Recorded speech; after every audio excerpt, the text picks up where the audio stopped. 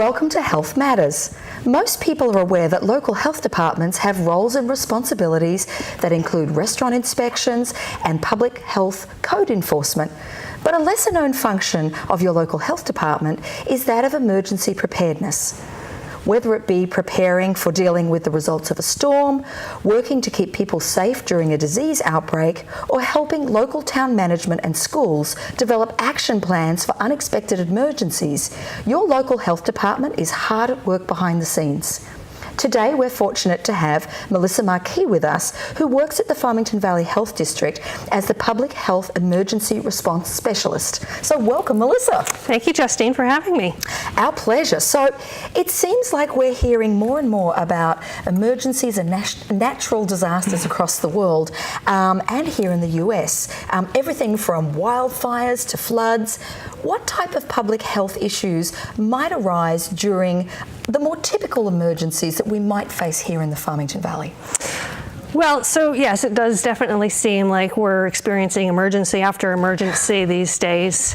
And one of the things that we like to teach our residents is the importance of knowing the types of hazards or threats that they might be faced with locally. And so within the Farmington Valley Health District, I think the most common threats that we would face would be natural disasters. So when you think of severe weather emergencies, like for winter scenarios, you think of blizzards, ice storms, extreme cold temperatures, things along those lines. And when you get into the summertime like now, we have severe thunderstorms, which we were actually just experiencing a short time ago. You'll also have extreme heat, something that we're also dealing with currently, and then some potentials for tornadoes and hurricanes. And so with those threats, there's often the potential for extended power outage scenarios. And so that's probably one of the biggest and most common threats that we would face here locally. But that's not the only thing. Certainly we have flooding concerns because we do live so close to the Farmington River, and we're in the valley, so that typically means lower lying areas. And so those are things that we need to be considered to plan for. And then in addition to just the natural disasters, we also have to worry about or be concerned with the potential for infectious disease outbreaks. So something that comes on the horizon, maybe we see something, out in Asia and we're like, I almost wonder if that's something that could potentially come over to the U.S. side. And so we'll talk a little bit more about that. We're going to follow up on that later, because that's something I suppose that everybody reads the newspapers and kind of lives in dread of the next outbreak that's going to happen, and is it going to get to the U.S. But while we're still talking about extreme weather conditions and currently filming with a thunderstorm raging above our heads, back a couple of years ago, there was that October storm, that Halloween special that came, and people's power got knocked out for up to 10 days. What are things that people kind of need to think about when you're dealing with something that could be that extreme? Well, so what we teach is really just 3 simple things. Be aware, plan, and prepare. So those are really the 3 basic pillars, if you will, of emergency preparedness. And so when we're talking about those instances, we just mentioned the need to be aware and know your threats, know your hazards. So that takes care of part of that be aware aspect. So being in tune with what's happening around you. And actually, I'm going to just ask you a quick question there. So that October storm kind of came in October, which wasn't winter. So, is there a, I mean, we think to prepare for winter in winter. Should we be being a little bit more presumptuous and prepare earlier than these events? Well, I think that there's certain things, and we'll get into it in just a few minutes, but there's definitely certain things that people should undertake, and in terms of getting themselves prepared and then ultimately getting their families or their loved ones prepared as well. So I don't want to jump the gun just yet, but yes, I think there are certain things that, sort of with those seasonal changes. Yeah, exactly. Gotcha. You have several sets of things, having a plan in place, having an emergency kit packed together, having communications lists, like a contact list of all your important people that you need to know about to inform of something. And so those all translate across the spectrum. So, yeah. All right, excellent. So we were talking about, the plans that we should have in place. Yep. So I just sort of alluded to having a plan, especially having a communication plan. So, for example, let's say there's something big that just happens, and you're told that you need to evacuate your home. The immediate area, there's something going on, you need to evacuate. Okay. So the things that you need to consider is, well, do I know where to go? Where am I going to go? What's a safe area to go to? It certainly depends on what type of emergency is happening that's causing you to need to evacuate. But not only do you need to know where to go, your family needs to know where you're going as well. So do you have a meetup place already pre-identified before something were to happen? So maybe you have a relative who lives out of state but still close enough that you can hop in the car and drive to. So those are some of the things that you want to consider. Wow. So, I suppose if you have like teenage children, I would never have thought about needing to actually preempt the fact that maybe there might be a time where we need to meet up somewhere and home isn't the safe place. So, really, I suppose you need to have that conversation now. Absolutely, beforehand is best. And, okay. And similarly, if there's a need to evacuate, making sure that they're all aware so that they can hopefully all meet up at the same location. Okay. So, for example, a shelter. So if there's a community shelter nearby that you're aware of, everybody can go to that if they're coming from different locations. But there's also things that you need to consider if you were told to shelter in place. So you, instead of leaving your home, you have to actually stay in your home for an extended or a potentially extended period of time.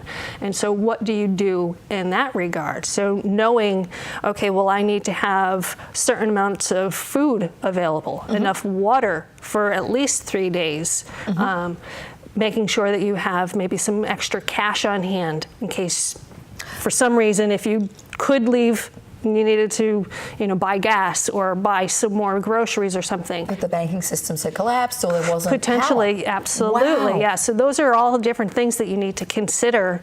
And then the last thing that we need to do when we're working with this preparedness goal really is to build a kit. And so I have some examples here. Have you got show and tell? I do have show and tell today. Let's do show and tell.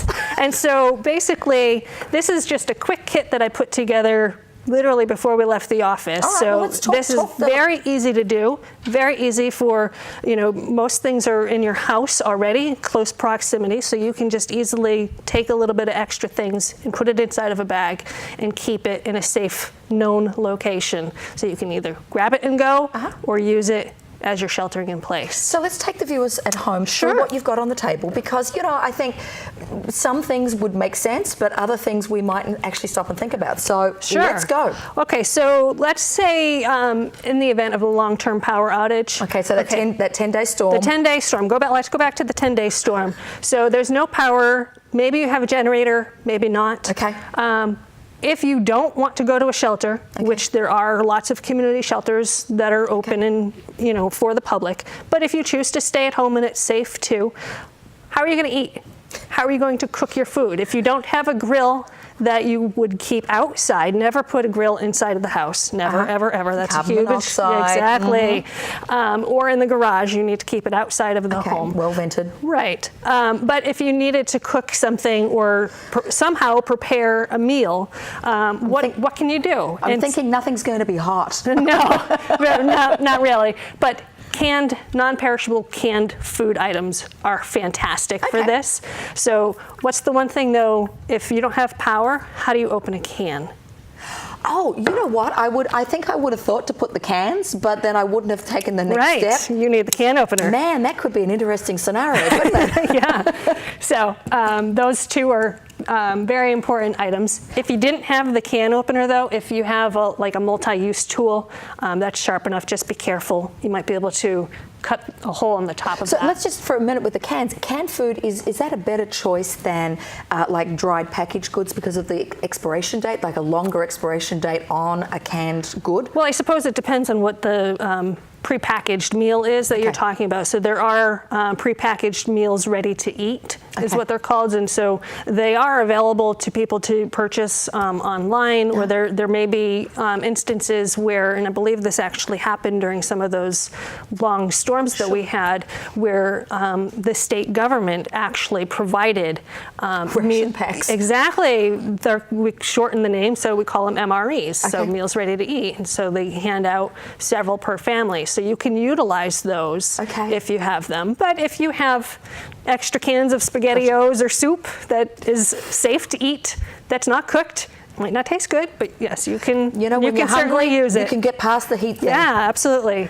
The other big thing to have in the home, especially if you rely on well water, where you don't want to keep using the water, and certainly with flushing and all that. But this is not a gallon. Just a disclaimer.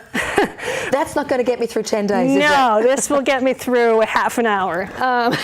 But you have to have enough water on hand. So the ratio is 1 gallon per person per day.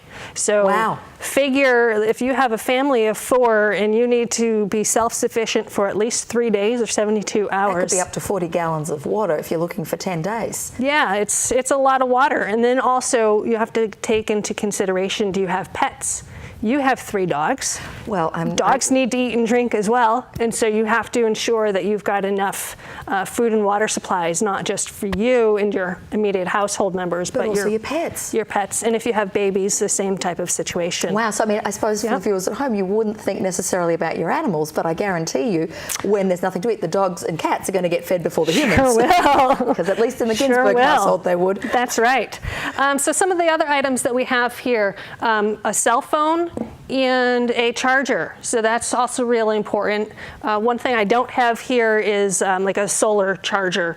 That's always a great idea. If we don't have power, we could have a bit of a problem with that one. Absolutely. So I suppose the other thing too is you're going into those weather periods, either the extreme heat or the extreme cold, always making sure you at least have a fully charged phone. Sure. So if the power goes off, you've got some time. Absolutely. If you're aware of a storm coming, charge all of your devices fully. Do not use them, and really try to save that battery life to the extent possible. So turn off apps, things that drain the battery a lot. Not time to upgrade all the apps. No, all right. Definitely not. So other important items, first aid kit. So we've got some goggles. We also have a mask in case there might be, I don't know, some reason to need to have that out. Hand sanitizer is always good, or moist towelettes. And I suppose if you don't have running water, having that hand sanitizer at least allows you in between bathroom breaks, etc. At least there's something you can use. Of course. Okay. So some other items we have is a flashlight. Now again, this is just a small little one, but I'd recommend having a larger flashlight. And make sure whatever size flashlight you have, check the size of the batteries, because you also need extra batteries. Yeah, absolutely, because if you're using that as your source of light. Absolutely, and you'll need several. Couple of things that are not actually listed here or under show and tell would be like a hand crank radio, the weather, NOAA weather radios. Those are really important, especially, again, if you have no power and you're relying on finding out what's happening in the local news. Exactly. You can at least tune into the old traditional radio stations that nobody ever listens to these days. So that's important to have. And we quickly mentioned having cash on hand. Sure. So again, we learned a lot of lessons during those really nasty storms that we had and the extended outages. And we found that for individuals that were trying to get gas, there were very few gas stations available, and people were waiting in line for hours because there was only 1 or 2 pumps open. But guess what? Those gas stations might not have had enough power to supply the gas pump and the credit card machines. So in fact, many times they actually had to pay cash, and there was no ATMs open, banks were closed. Of course not. So it actually became quite frightening for many people. And so that's something to really consider. And I suppose if you've got a generator, recognizing that you should always have a full tank of gas at home so that you can actually power your generator. I mean, I know on the traditional snowstorm warning days, there's those queues as long as you can see at the gas station, trying to avoid that and making sure you always have additional fuel at home. Yeah. The other thing I was going to ask you, both you and I as nurses by training, medication always is the thing that comes into my mind. Yes. You know, there are some people who have life-saving medication that they need. You know, what should we be thinking about there? Well, so there's a lot of medications that require refrigeration, such as insulin, and a lot of people that need insulin need to provide it, administer it to themselves daily, sometimes multiple times a day. And so, yeah, that's a concern of where they're going to continue to store it in a safe manner. And my recommendation really would be, if you absolutely adamant about staying at home and you have a generator, make sure the fridge is connected to the generator to ensure that maintains that cold chain storage for those vaccinations or for that medication. If that's not an option, going to a shelter would be your next bet, and bring all of the medication, including a list of your doctor's names and phone numbers, why you're on that medication, the dosage, how frequently you take it, and if you need help with it. Those are all very important items for the shelter to be aware of. Absolutely. And then the shelter will have that refrigeration capacity so that you can actually store your any medication that you have there. Just make sure that it has your name on it. And then there are some other potential options too. I don't have any personal experience with them, but I know that there's little mini vaccine coolers that have a thermometer built into it, so you can actually maintain the temperature and view the temperature and monitor things that way. Okay, and I suppose things like cardiac medications and oral meds, making sure you've at least got a 10-day supply on hand. Yes. So that if for any reason pharmacies are closed, you're not going to run out of something that's important. Right, and that's the other good important message, is making sure that you have not only a list of all your medications, but the name of your pharmacy where you go to obtain your meds. And so if you have to evacuate somewhere, either out of state or even to a shelter, you've got really important information. All right, so we've talked a lot about what we as individuals can do. Now here we are as a health department. What is your health department doing looking at these kinds of events? What's our role in this? Well, so my job particularly is to consider all of these issues, really look at the threats and hazards that we're faced with, and develop plans. So I work with our local community partners, so our local police, fire, EMS, emergency management directors. We work with other local health departments in our region. And we basically work collaboratively to identify, again, what those really important needs are, and then how are we going to address them. So for example, with going back to some of these power outages, some of the things that the health district would actively do is to work with the local food establishments to ensure that, number one, if they have no power, that they are not actually trying to serve food. So we want to make sure food safety and our public and our residents are going to be safe. So we need to ensure that food safety is So it's that chain reaction. I mean, for the local health district, there really is a much larger onus of responsibility. For sure, absolutely. And does the local health department also inspect the shelters, and are there plans in place with the local shelters? Yes, definitely. We don't have a primary role in managing the shelter necessarily. We would work with the Red Cross or our local government office. So, we're in the town of Farmington today, so we would work with the Farmington emergency management director and the Red Cross to establish that. But what we do is, prior to opening the shelter for the public, we would go in and make sure that they have adequate kitchen space, cooking supplies, that they're actually capable and basically licensed to carry out those activities. And then we'd also make sure that there's proper sanitation as well. Wow, so even planning for an event before it's actually happened, your local health department is already out there protecting you in advance of what is likely to occur. So recognizing that all these plans are happening, and then that awful 10-day storm happens, natural disasters or events occur, what's the role of the health department after the event. So we've dealt with the event. Right. Now we're in after mode. Local health departments are often the last agency to actually leave once a disaster or an emergency is over. And as I said, we work very closely hand in hand with our local government partners, so the individuals and the agencies that I've already mentioned, but we also work with, again, with our regional partners and even the state, so our state health department, the Department of Emergency Management and Homeland Security. So we work with all of them to ensure that a common message is being sent out about what residents need to be doing. So there may be specific instructions that the residents and the public need to be aware of. And so that we would make sure that we're working with them regarding those instances. We would also, if it's a really serious emergency, and I'm thinking something along the lines of the Sandy Hook massacre, that was so tragic and awful.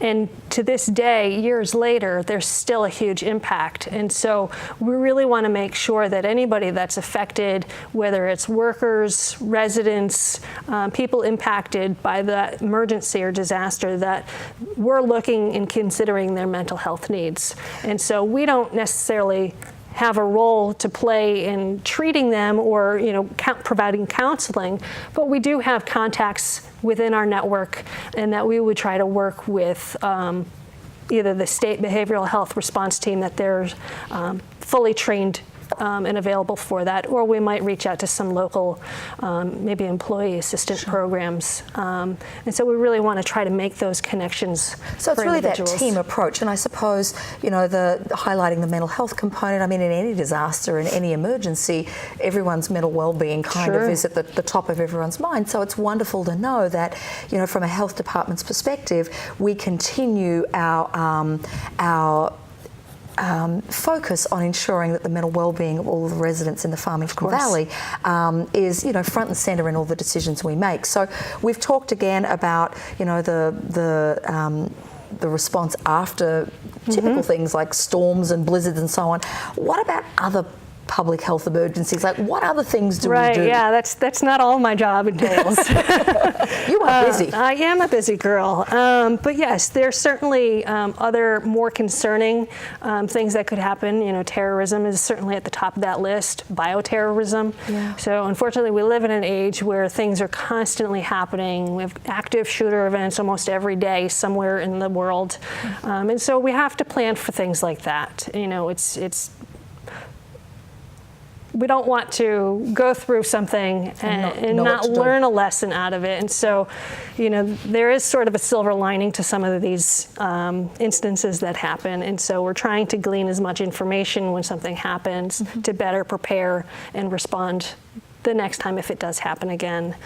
So one of the big things that I work on is developing, we call them mass prophylaxis plans. And basically all of that entails is developing vaccination plans or dispensing plans where we have to, let's say we have to provide medication very rapidly within a period of hours of potentially being exposed to anthrax, to some other infectious disease or infectious organism that could potentially affect hundreds of thousands of people perhaps. And so we have to have plans in place and identify locations, all the support systems that are necessary to really work together to pull that huge undertaking off. Wow, so once again, you have a local health department that never works in isolation, and it works with the community partners and experts within the field in our towns and cities, and both from a state level but also federally as well. Absolutely. So the next question I was going to ask you, we're talking about mass dispensing. What if we were to have like a disease outbreak, measles for example? What kind of a role does FVHD take on in that respect? Well, for measles, first of all, it is the most contagious illness, and it is completely vaccine preventable. And so really the best defense against it is to receive vaccination. Ensure that your children are fully vaccinated. But we know that for a whole host of reasons, that doesn't always happen. And we just have to go with it, and continue educating on the importance of why vaccines are important and necessary. But if there is a child, maybe let's just say that they're already unvaccinated for, let's just say, medical reasons, we want to make sure that we're going to work with the school administration, the school nurse, and the parents to all come to a full resolution of the event. So likely that will include excluding the child from school for it could be an extended period of time. So we want to make sure that we're removing that child from other students who may not have also received vaccination. So putting that protective ring around that child. So, you know, there is, as always, we always run short on health matters. There's so much we can talk about, but I know that we're going to want to have you back as we're getting closer to the cold and flu season, because we've got a lot to talk about in terms of vaccination and flu and pneumonia shots. But, you know, before we end up, preparedness first begins individually. We've talked about that. Right. If you yourself are not prepared to withstand an emergency, what can you, if you are prepared, what can you do to help somebody who's not prepared? Well, you know, certainly we like to always say, you know, again, you need to be prepared yourself before you can be either called upon, before you can respond. So for first Oxygen responders, mask on the airplane. that's right. There you go. You have to take care of yourself first. Sorry, I'm touching my microphone. But you have to take care of yourself first in order to be an effective responder for others. And whether that's just an individual at home who's got a family at home, they need to make sure that they're ready, and then their family is also prepared. And then you can go check on your neighbors. You can check on the elderly nearby. So just reaching out into your own connections and just ensuring that everybody's okay, that they're safe, and that you're there to help if need be. So, Melissa, I can't thank you enough for being here, and recognizing that we need to be prepared for unexpected events is really important. But after today's show, I think we're all a little more aware of some of the things we might need to do to ensure our homes and families are better prepared for an emergency. From having bottled water, spare batteries, to ensuring that we have our regular vaccinations, there are things we can all do to be better prepared. Knowing our local health department has people like Melissa who are working behind the scenes to make sure that there are plans in place to ensure that our communities are safe certainly helps me to sleep a little better at night. As always, Farmington Valley Health District has all the information you heard today, both on our website at www.fvhd.org or on our Facebook page. So until next time, remember that your greatest wealth is your health. See you next time on Health Matters.